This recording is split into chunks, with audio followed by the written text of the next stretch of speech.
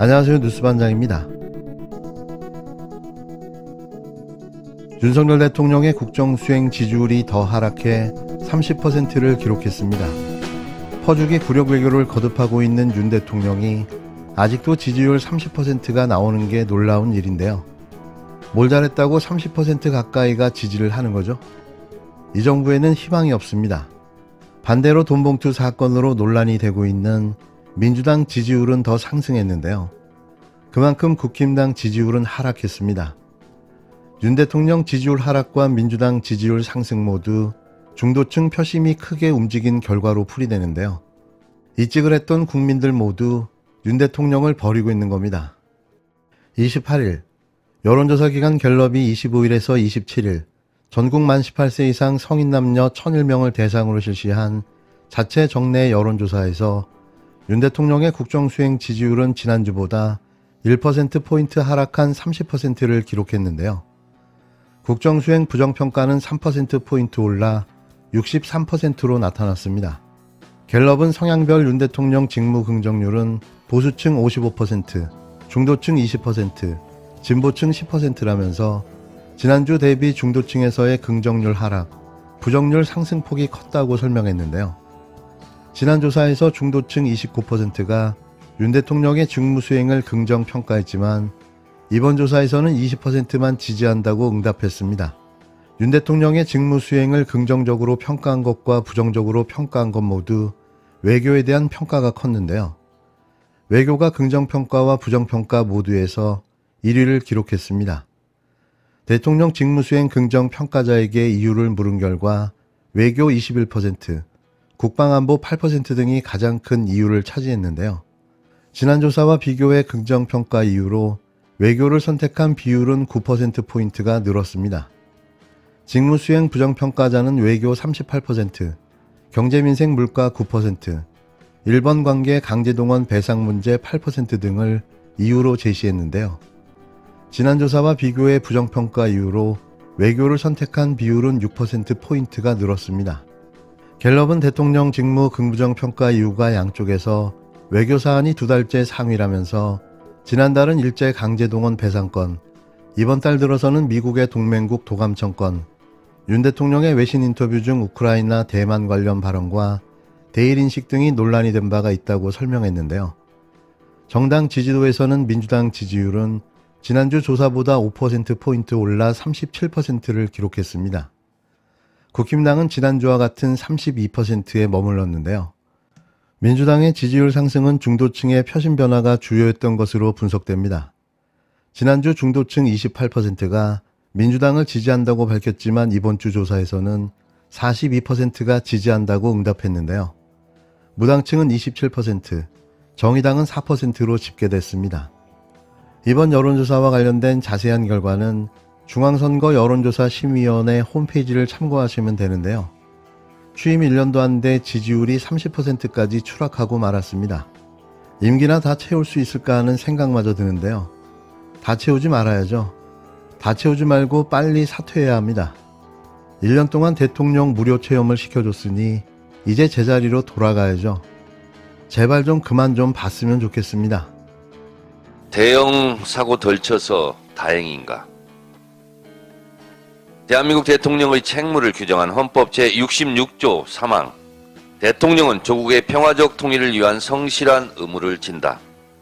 헌법 제69조 대한민국 대통령 취임선서 나는 헌법을 준수하고 국가를 보위하며 조국의 평화적 통일과 국민의 자유와 복리 증진 등등. 대통령의 매우 중요한 책무 중에 하나가 한반도 평화 관리입니다. 윤석열 대통령은 이런 사실을 알고 있을까? 이번 미국 방문에서 윤 대통령은 한반도 평화라는 개념도 단어도 잊은 듯합니다. 평화를 위한 길은 따로 없습니다. 평화가 곧 길입니다. 아무리 나쁜 평화도 좋은 전쟁보다 낫습니다. 전쟁이 일어나서도 안 되지만 전쟁이 일어날 가능성도 줄이는 것이 평화 관리입니다. 전쟁이 일어나고 전쟁에서 이긴들 그것은 재앙 속의 모두의 패배입니다. 북한이 핵을 쏘고 미국이 와서 더 막대한 핵을 쏴서 전쟁에서 승리한들, 그래서 우리에게 남는 것은 무엇입니까? 확장 억제로 미국이 더 많은 핵으로 한국을 지켜준다는 재탕3탕에 불과한 워싱턴 선언이 과연 역사적으로 볼 때 방미의 성과일까? 무기 대등의 원칙, 비대칭 군사 전력 등등 현실적으로 어쩔 수 없다는 정치 군사 논리를 100번 양보해서 인정하더라도 핵무기를 내세우기 전에 평화 정책은 왜 없었을까? 왜 평화를 뒷전에 처박아 두었는지 매우 아쉽고 유감입니다. 평화는 그냥 평화가 아니라 평화가 생존이고 경제입니다. 박근혜 정권 때 목함지뢰 사건이 터지고 대북 확성기를 설치하고 북한은 그 대북 확성기에 원점 타격한다고 하여 이러다가 전쟁이 일어나는 거 아니야? 국지전이라도 일어나는 거 아니야? 긴장이 최고조에 이르렀을 때 하루 동안 한국에서 빠져나간 주식이 수십 조에 이릅니다. 평화가 곧 경제인 이유입니다.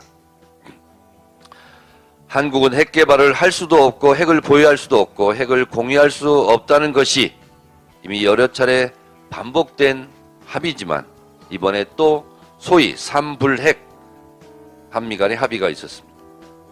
한반도 완전한 비핵화를 위해 웃어야 할지 울어야 할지 모를 일이지만 적어도 한국 자체 핵무장론만큼은 틀렸다는 것이 분명해 보입니다. 앞으로 자체 핵무장론은 친미가 아니라 미친 주장으로 치부될 것 같습니다. 이번 미국 국빈 방문에서 확장 억제, 핵무기, 전쟁 등의 단어만 난무하고 한반도 평화를 위해 어떻게 할 것인가, 여기에 대한 대책과 대답은 없었습니다. 한반도 평화 프로세스는 온데간데 없고 전쟁 프로세스만 난무했던 것 같습니다. 차라리 알맹이 없는 빈껍데기 내용과 성과 없는 방미 결과가 어쩌면 다행이다는 자주 섞인 푸념이 여기저기서 나옵니다. 대형 사고를 덜 쳐서 다행인 것이 저는 불행이라 생각합니다. 평화를 위한 대통령의 책무에 충실하시기 바랍니다. 전쟁이 밥 먹여주지 않습니다. 평화가 곧 생존이고 번영이고 경제고 밥입니다. 전쟁보다 평화로, 평화의 길로 갑시다. 미국은 워싱턴 선언으로 핵미사일을 탑재한 잠수함을 한반도 주변에 자주 보내면 마치 한국 영토에 핵무기를 둔 것과 같은 북핵 억제 효과가 있을 거라고 말하고 있습니다. 그런데 이 핵미사일의 사거리는 최대 12,000km에 달하는데요. 정확하게 말하면 대륙간 미사일인 겁니다. 중국과 러시아가 강하게 반발하고 나선 이유이기도 한데요. 결국 미국은 이번 정상회담을 통해 중국과 러시아와의 신냉전에 한국을 성공적으로 끌어들였다는 평가가 나오고 있습니다.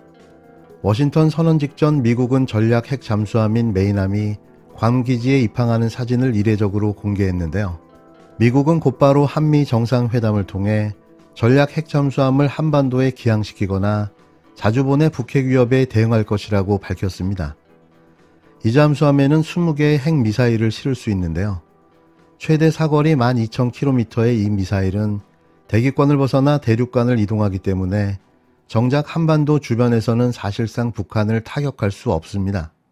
실제로 핵미사일의 사정거리 안에 드는 중국과 러시아가 강하게 반발하는 건 이 때문인데요. 실질적으로 대한민국을 지켜주는 해구산이 아니라 주변 강대국을 위협하는 무기가 되는 겁니다. 특히 워싱턴 선언에는 한미동맹의 연합방위 태세에 한국의 모든 역량을 기여할 것이라는 내용이 포함됐는데요. 그런데 북한이라는 대상을 특정하지 않아 한미군사동맹의 상대를 중국과 러시아까지 확장할 수 있게 한 겁니다. 미국은 중국과 러시아를 견제하는데 동맹국을 끌어들이는 이른바 통합억제 전략을 추구해왔는데요.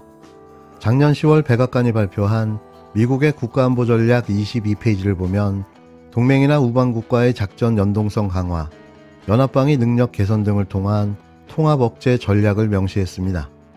미일 군사동맹에 한국을 끌어들이고 한국의 반도체 산업을 이용해 중국을 견제하는 것이 이런 통합억제 전략인 건데요. 미국은 워싱턴 선언의 유사시 미국 핵 작전에 한국 재래식 지원을 공동 실행하고 기획한다는 내용도 집어넣었습니다.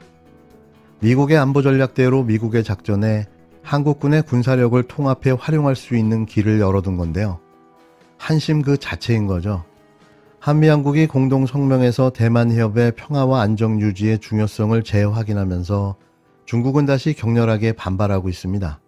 공동 성명 직후 중국은 24시간 동안 군용기 38대와 함정 6척을 대만 해협으로 보냈고 미국도 해상 초계기를 급파했는데요. 중국은 한반도의 평화와 안정을 파괴할 것이라고 경고했고 러시아는 긴장 고조를 시키는 행위를 중단하라고 촉구했습니다.